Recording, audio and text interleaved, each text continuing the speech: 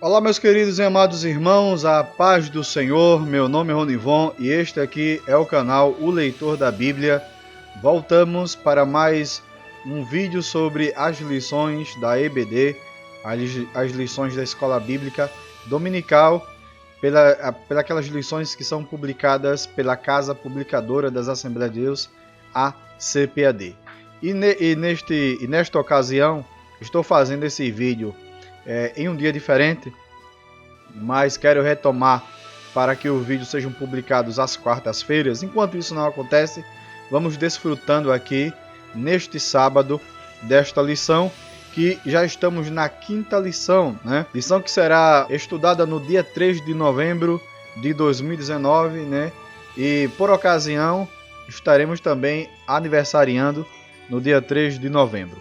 Tem como título a instituição da monarquia em Israel, um tema muito importante de ser estudado na Escola Bíblica Dominical.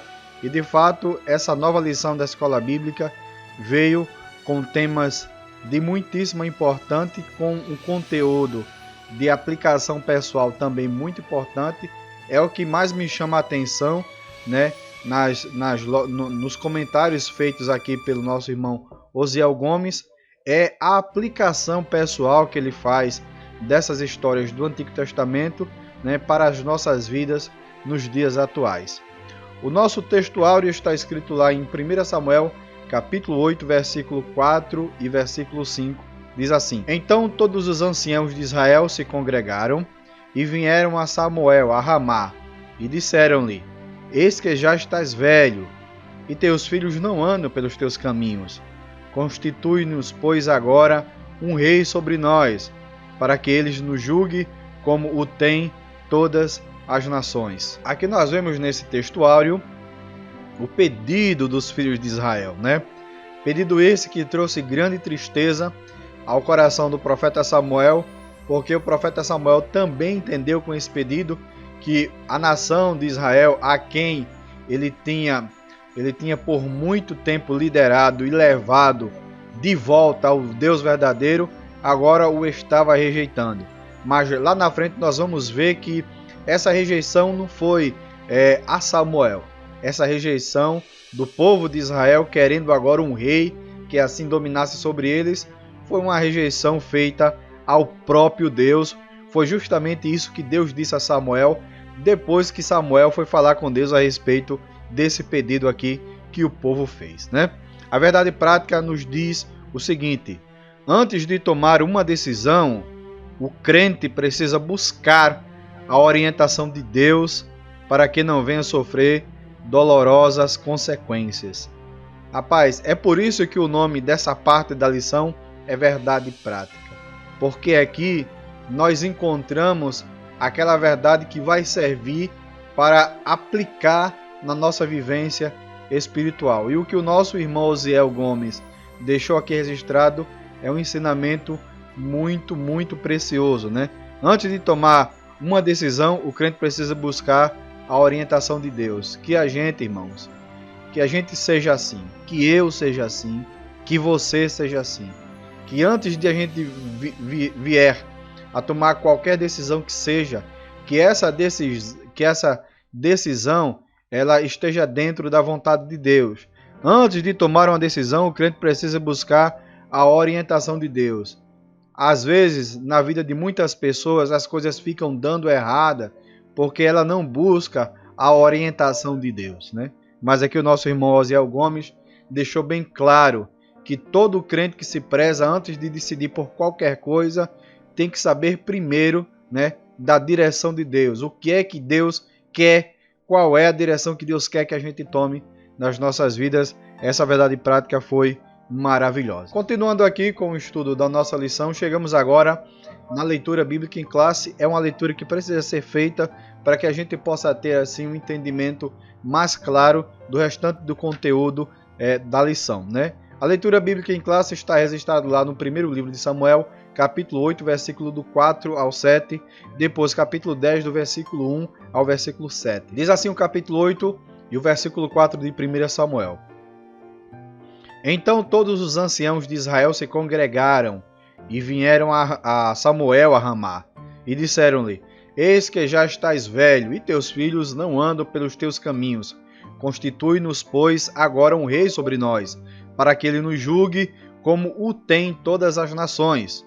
Porém, essa palavra pareceu mal aos olhos de Samuel, quando disseram: Dar-nos um rei, para que nos julgue.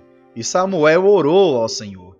E disse o Senhor a Samuel: Ouve a voz do povo em tudo quanto te disser, pois não tem rejeitado a ti, antes a mim me tem rejeitado, para eu não reinar sobre eles.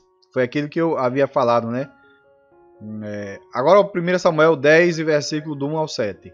Então tomou Samuel um vaso de azeite e lhe o derramou sobre a cabeça e o beijou, e disse: Porventura não te tem ungido o Senhor por capitão sobre a sua herdade? Partindo-te hoje de mim, acharás 2 homens junto ao sepulcro de Raquel, no termo de Benjamim, em Zelza, os quais te dirão: Acharam-se as jumentas que fostes buscar, e eis que já o teu pai deixou o negócio das jumentas, e anda aflito por causa de vós, dizendo: Que farei eu por meu filho? E quando dali passares mais adiante, e chegares ao carvalho de Tabor, ali te encontrarão 3 homens, que vão subindo a Deus a Betel, um levando 3 cabritos, o outro 3 bolos de pão, e o outro um odre de vinho. E te perguntarão como estás, e te darão 2 pães, que tomarás na sua mão. Então virás ao outeiro de Deus, onde está a guarnição dos filisteus, e há de ser que, entrando ali, na cidade encontrarás um rancho de profetas, que descem do alto e trazem diante de si saltérios e tambores e flautas e harpas, e profetizará. E o Espírito do Senhor se apoderará de ti, e profetizarás com ele, e te mudarás em outro homem. E há de ser que quando estes sinais te vierem, faz o que achar na tua mão, porque Deus é contigo. O objetivo geral desta lição, irmãos, é um objetivo geral bem maravilhoso, né? O nosso irmão Osiel Gomes deixou bem claro aqui o objetivo geral. Mostrar que para tomar decisões, o crente deve pedir orientação a Deus. Como a gente já lemos lá na verdade prática, né? O objetivo geral de toda essa lição é nos levar a sempre buscar a orientação de Deus na hora de tomadas de decisão, para que a gente não faça assim como o povo de Israel, né? Que tomou uma decisão a seu bel prazer, né? Tomou uma decisão pela sua própria vontade, né? Pela sua própria análise carnal. Então, essa lição nos traz aqui esse objetivo geral de que a gente precisa sempre estar na orientação de Deus em qualquer tomada de decisão. Se Deus não aprovar, meu querido, não faça. Não faça. Busque primeiramente a orientação de Deus, porque Deus é aquele que nos orienta nas nossas tomadas de decisão, né? Essa lição, de fato, é uma lição maravilhosa, porque nos traz esse despertamento da gente sempre buscar primeiramente a orientação de Deus na hora de tomadas de decisão. E temos também os objetivos específicos, né? No primeiro ponto é conceituar a monarquia. O segundo ponto é explicar a escolha de Saul como rei.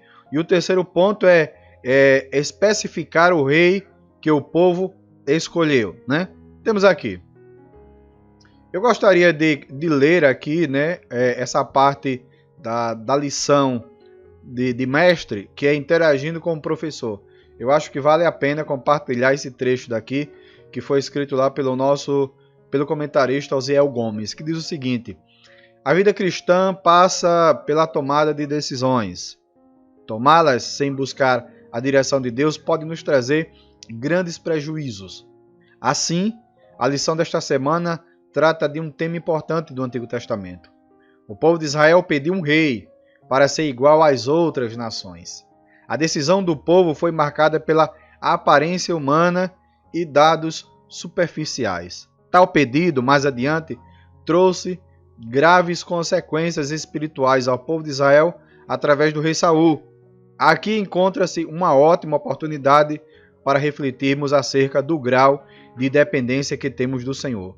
Boa aula, né? O mais interessante que deve ser analisado na hora de tomada de decisões é as consequências, né?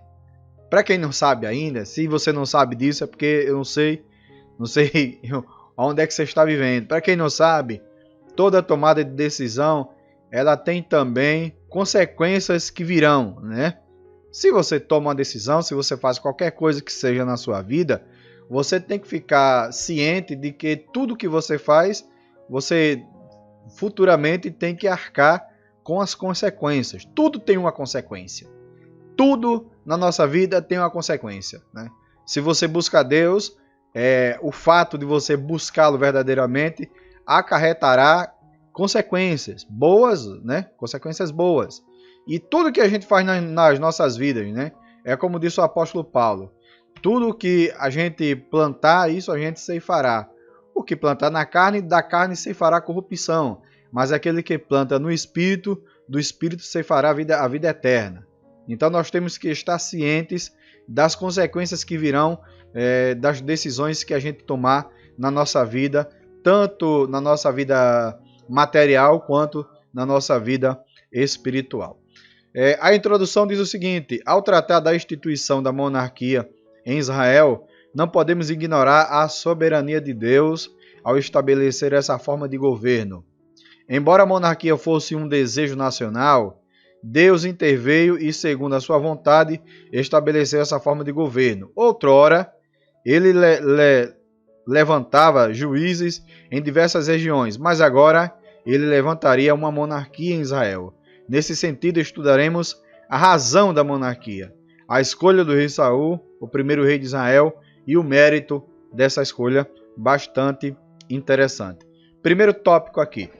Por que a monarquia? Daqui o irmão Osiel Gomes vai tentar mostrar para a gente o porquê da monarquia ser escolhida como forma de governo ali para o povo de Israel.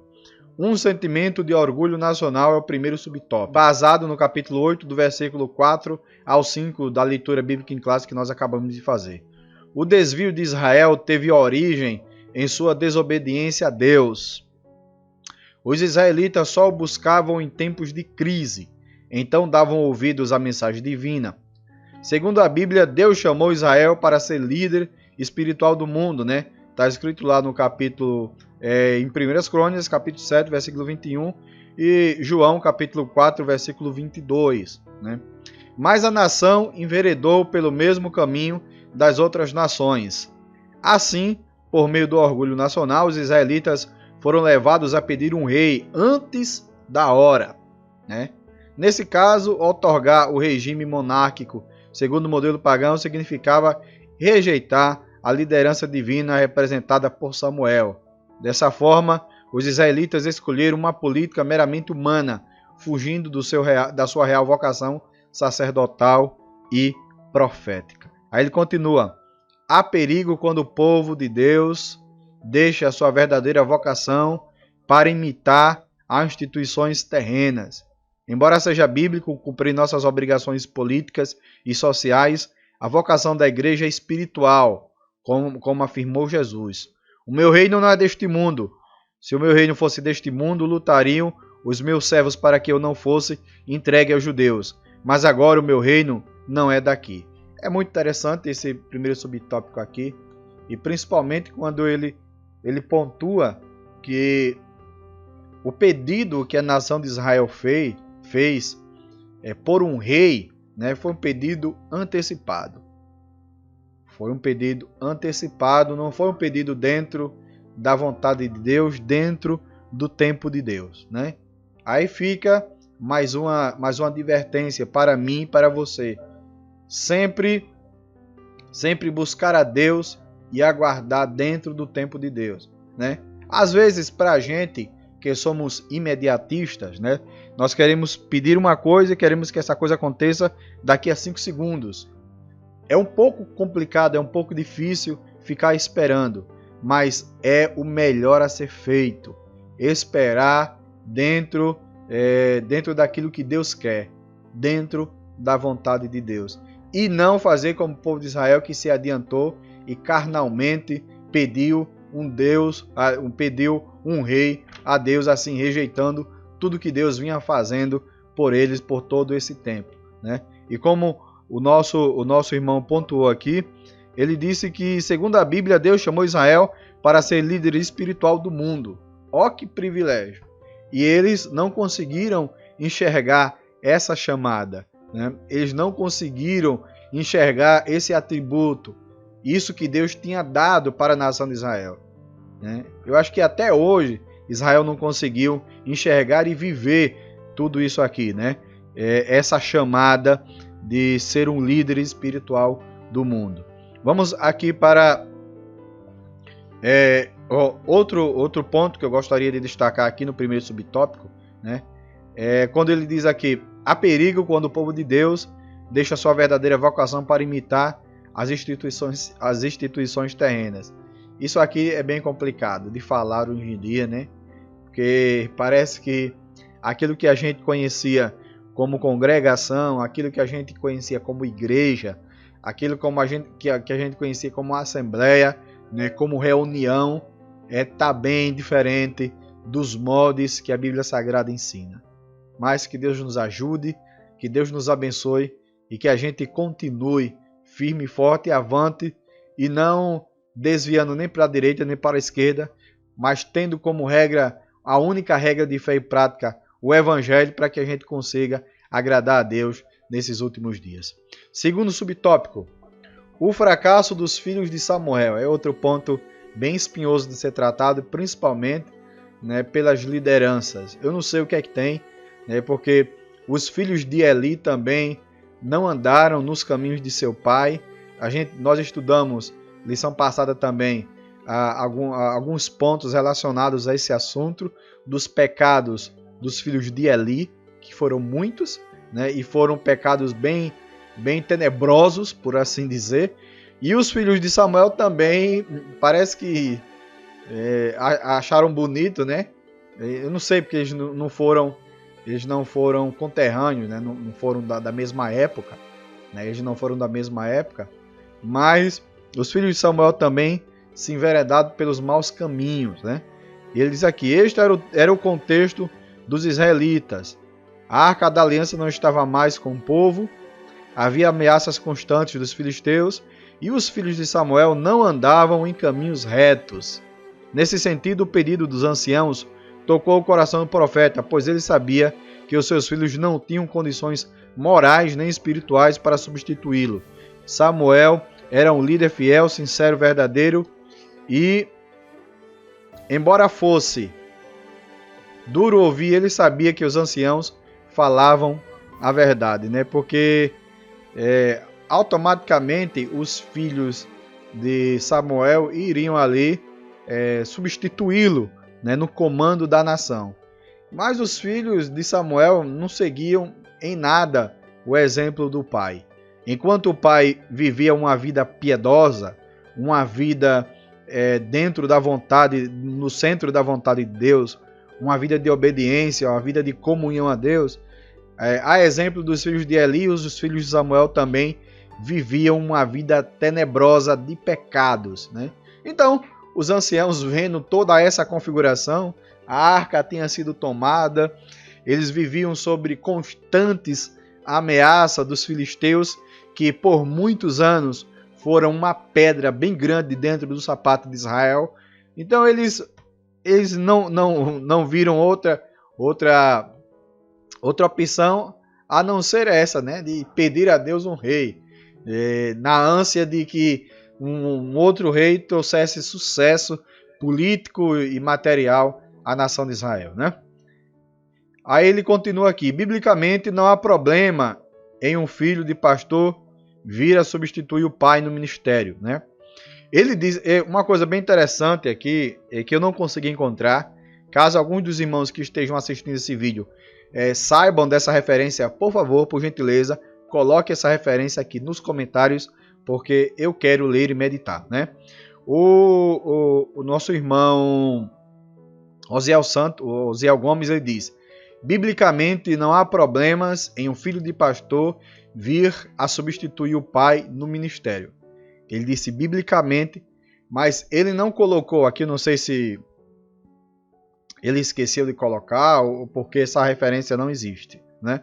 Mas eu não consegui encontrar a referência que fala sobre isso, né? Que não há problemas do filho do pastor assumir o cargo do pai.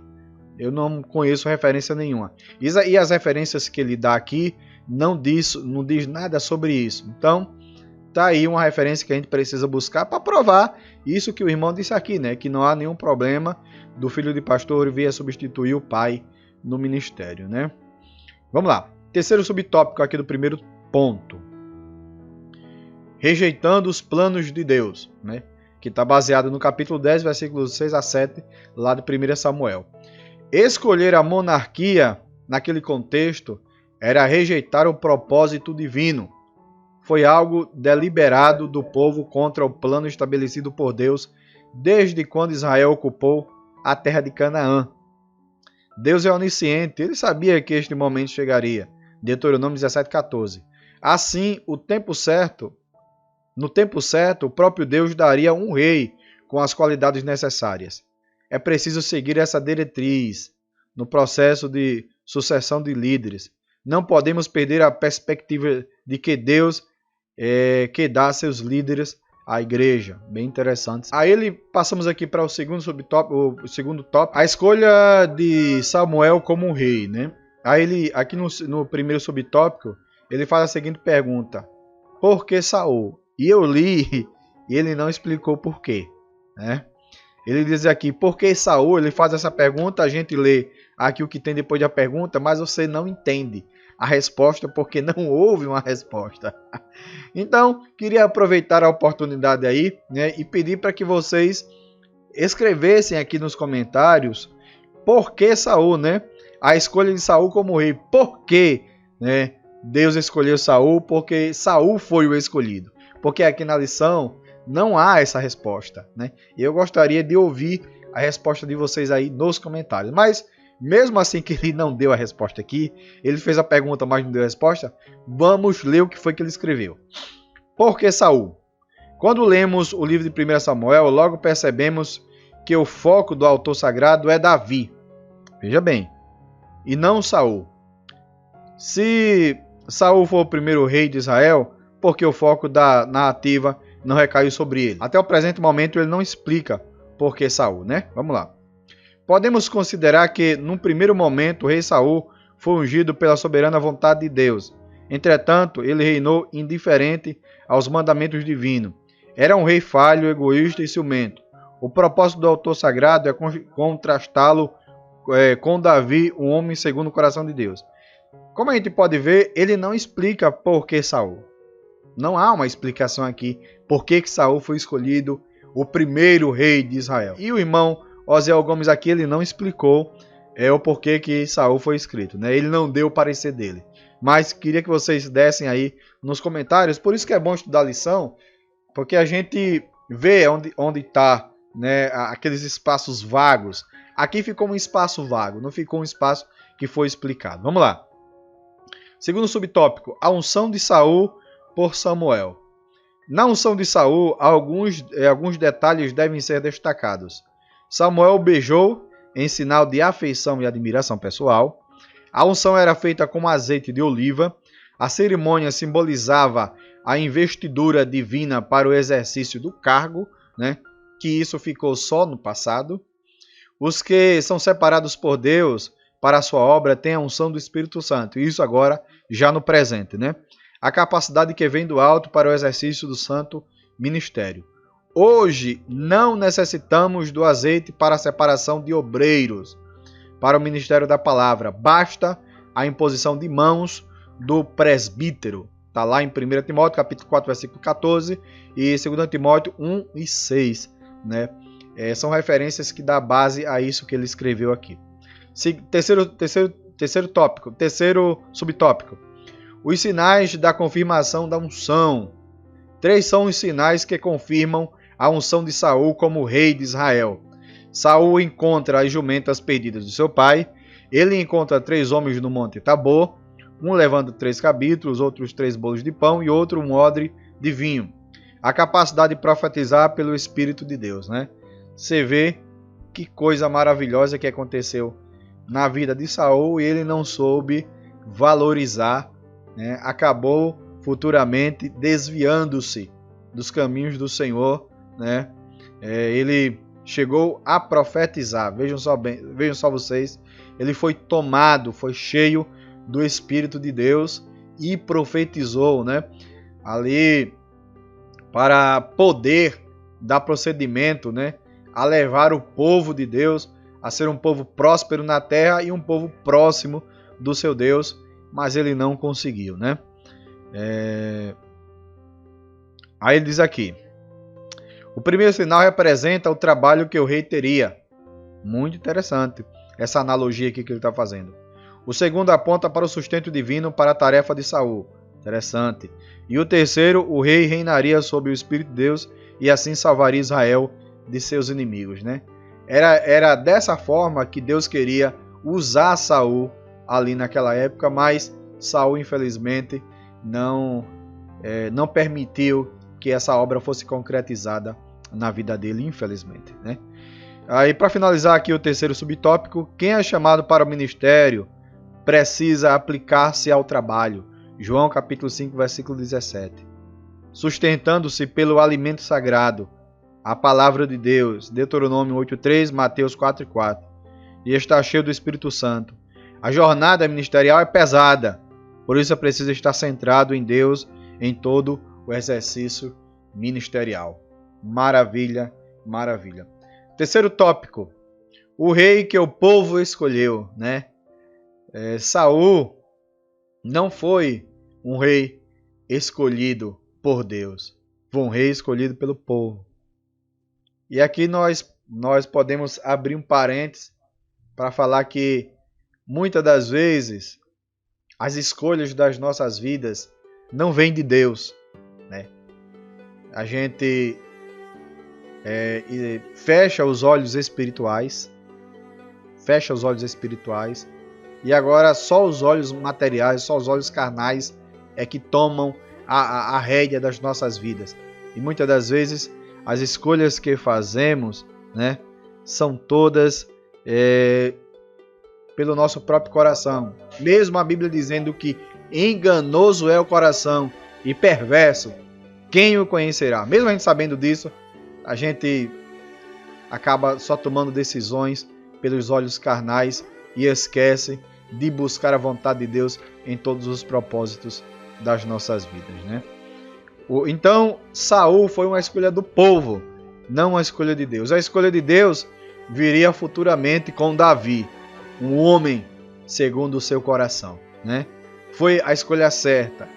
E a gente vê, quando a gente continua lendo os livros de Samuel, tanto o primeiro quanto o segundo, que depois que o reinado chegou nas mãos de Davi, a nação respirou outros ares, né? Já não sofria tanto nas mãos dos filisteus como sofria no passado, porque agora quem estava na direção era um homem segundo o coração de Deus, era um homem quebrantado, era um homem que buscava Deus, era um homem que orava, era um homem de humildade que estava sempre tentando melhorar diante de Deus. Aí a nação prosperou. Vamos lá. Primeiro subtópico, uma escolha pautada na aparência. Saul rejeitou a palavra do Senhor.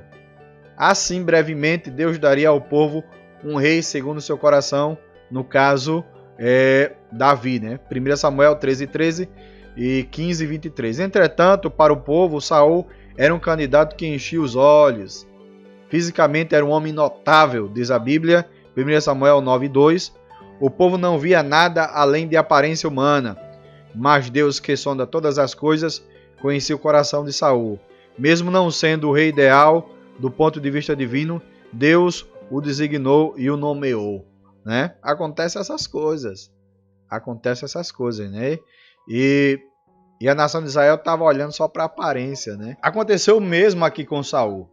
Saul, como diz a Bíblia, ele tinha uma aparência notável, né?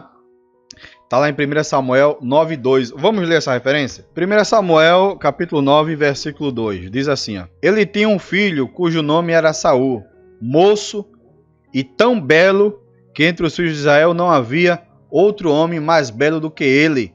Desde os ombros para cima sobressaía a todo o povo, né? Então, como vocês podem ver, quando a Bíblia vem dizer que alguém é bonito, meus amigos, acredite, essa pessoa é bonita, né?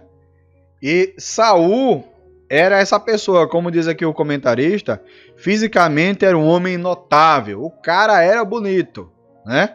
O cara era bonito, né? Aquela pessoa que se destacava no meio da multidão. Tem pessoas bonitas que são assim, né? Ele pode estar dentro de uma multidão, mas o cara é tão bonito que você não vai nem ver a multidão, só vê o cara, só vê a pessoa, porque a beleza da pessoa se nota no meio da multidão, até de longe você nota a beleza de alguém quando alguém é belo de fato. E esse caso aqui de Saul foi isso, né? E o povo ficou muito fissurado pela beleza do rapaz. Interessante, viu? O povo não via nada além da aparência humana. Mas Deus, que sonda todas as coisas, conhecia o coração de Saul e sabia que o coração de Saul, né, não estava assim nos propósitos de Deus. Mesmo não sendo o rei ideal, o povo, ponto de vista divina, Deus o designou e o nomeou. Mesmo assim, Deus ainda foi misericordioso. Vamos lá. Segundo subtópico, os direitos do novo rei. O profeta Samuel esclareceu que o rei teria os seguintes privilégios. Todos estariam sob o poder do novo rei e prontos para servi-lo na guerra, no trabalho do campo e da cozinha real, na implantação de impostos, no confisco de escravos para o trabalho, na produção de perfumes e na cobrança dos dízimos da produção. No Antigo Testamento, essa é a única vez que se trata de dízimo cobrado pelo rei, né? Está lá em 1 Samuel 8, do 10 ao 17. Assim, as exigências descritas por Samuel faziam parte do novo sistema político que o povo tanto desejava. Um padrão desenvolvido pelas nações gentílicas, né? No Novo Testamento, há a recomendação evangélica de como o cristão deve se portar de forma de governo político temporal vigente, né? Está lá em Romanos 13, do 1 ao 7 e 1 Pedro 2, do 3 ao 17. Terceiro subtópico, o novo sistema político e o aspecto teológico. Deus sempre cuidou de Israel, deu-lhe mandamentos, escolheu liderança para representá-lo em momentos ímpares, fez com que o povo se arrependesse e se voltasse para ele muitas vezes. Agora não seria diferente. O Senhor não se afastaria da nação se originalmente esta não era a vontade de Deus. O Criador usaria esse modelo para guiar o seu povo. Ele já prepara um rei segundo o coração dele. 1 Samuel 13 e 14. Nesse novo modelo, a liderança seria centralizada na pessoa do rei. Sacerdotes e profetas representariam o conselho de Deus para o governo monárquico. Olha que coisa interessante. Assim, o Altíssimo conduziria o seu povo pela história. Para concluir, o nosso irmão Osiel Gomes fala o seguinte: Deus é o Senhor da história. Muitas vezes não conhecemos seus caminhos. Muitas vezes não. Ninguém conhece os caminhos de Deus, é verdade, né? Ele diz aqui: muitas vezes não conhecemos seus caminhos nem propósitos, mas sabemos que sua vontade é sempre as mais perfeitas e agradáveis. Não podemos perder de vista que o Pai é quem governa a nossa vida. Como cristãos, devemos buscar a bênção de que a nossa vontade e escolhas estejam sempre bem alinhadas com as de Deus.